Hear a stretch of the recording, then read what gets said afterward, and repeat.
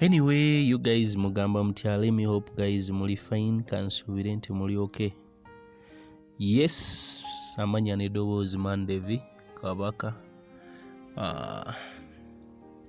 Omanyi bagamba nti bw'oba tofiirwanga ku muntu wo toyinza kumanya nti okufa gye kuli.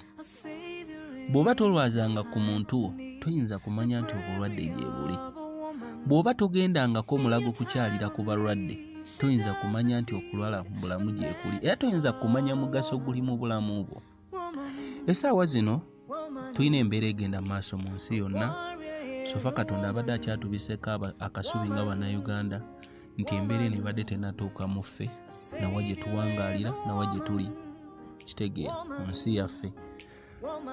Wabula ekigenda mu maaso mu nsi yaffe abantu bakyabitwala ng'ebyokusaaga. Obulamu bwabwe babutadde ffa. Kitegeera nti obulwadde buno bwo babutwala ng'ekyokusaaga, abantu babitwala nga katemba.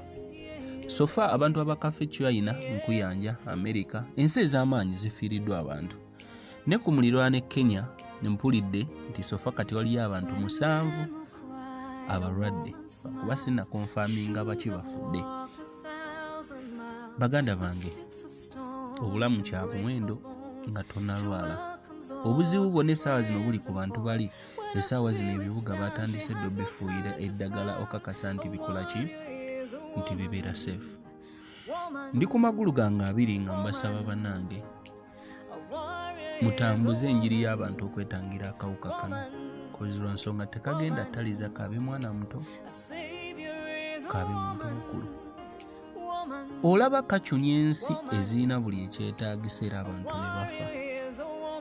N'ate bwe kanaatuuka ku Uganda yaffe kitegeeza tulina kubeera beegendereza. Buusa munno mubuulire ekyetaagisa. Tokwata mu ngalo. Obubikkibwa ku mumwa tebunnafuuka bwa bbeeyi. Bufune naaba mu ngalo ne sabbuuni. Bw'oba mulwadde weewala okukololera mu banno. Akawuka kano bagamba kakwata asita okwata ku muntu kasita omuntu akwasimuliramu osobola okubeera affected.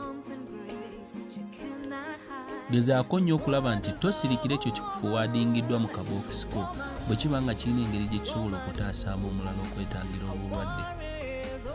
Leero omukulembeze w'eggwanga avuddeyo n'aggalawo era n'agamba ebintu ebisinga bigenda kukomebwako ku lw'embeera y'okuuma omuntu wansi obutafuna bulwadde buno n'ogezaako olwanyisa akawuka.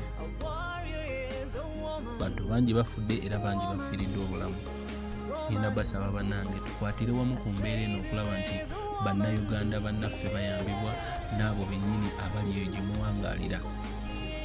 Fuba nnyo okulaba nti wadde kizibu kitya weetangire okwasimulira mu banno, weetangire okukwatirira mu banno, okukwata banno mu ngalo, okwegattagatta.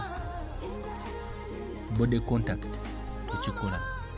Kubanga obulamu oli mulamu essaawa zino ekyabyogera ng'ossa n'atebuka n'amala okukwata ne bakuteeka mu karantine then ogenda kukimanya nti okufa kusembedde. So you can prevent.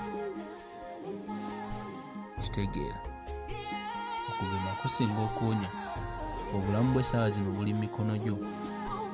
Ekintu ekigenda maaso n'okuaffectinga eggwanga tekinnafunirwa ddagala. Weetangira ebyo by'omanyi. Bikka omumwa gwo n'ennyindo yo. Okwasimuliramu ne bagaba amalusu ne gakoona ku lususu kaba kaweddemu.